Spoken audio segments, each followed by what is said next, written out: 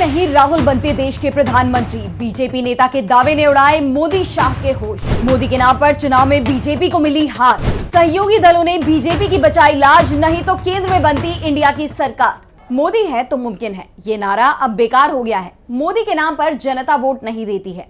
अगर मोदी के नाम पर चुनाव लड़ा जाता तो बीजेपी आज विपक्ष में बैठती। नरेंद्र मोदी नहीं राहुल गांधी देश के प्रधानमंत्री बनते। एनडीए की सीटें 250 भी नहीं आती। ये बातें विपक्ष के नेता नहीं बल्कि बीजेपी के नेता ही बोल रहे हैं। जी हां, नरेंद्र मोदी के नाम पर अब बीजेपी के नेताओं को ही भरोसा नहीं हो रहा है। महाराष्ट्र में तो बीजेपी नेताओं ने पहले ही साफ कर दिया था कि राज्य में मिली हार के पीछे केंद्र का दखल जिम्मेदार था। मोदी के नाम पर उम्मीदवार चुनाव नहीं जीत पाए, इसलिए अब विधानसभा चुनाव जो कि 6 महीने के अंदर होने हैं, उसमें केंद्र का दखल नहीं चलेगा।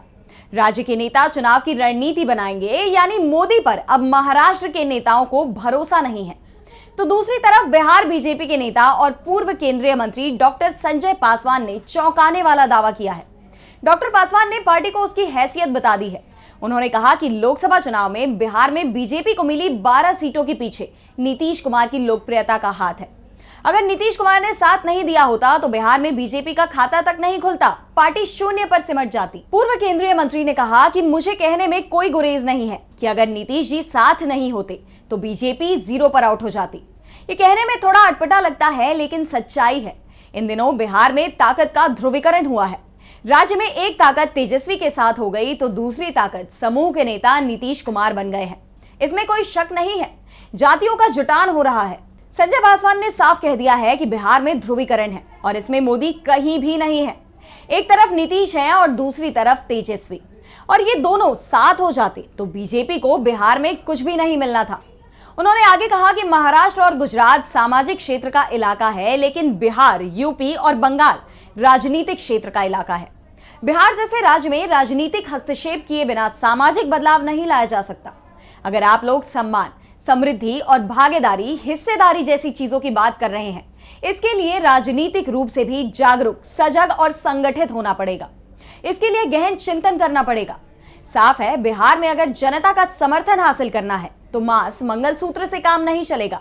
यहां सामाजिक न्याय की बात करनी पड़ेगी।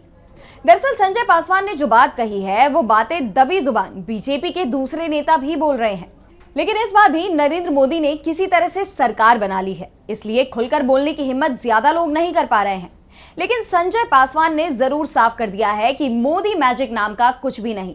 अगर लोकसभा चुनाव से पहले नीतीश और चंद्रबाबू नायडू जैसे मजबूत क्षेत्रीय नेताओं का साथ बीजेपी को नहीं मिलता तो आज नरेंद्र मोदी संसद में विपक्ष के नेता की हैसियत से बैठते।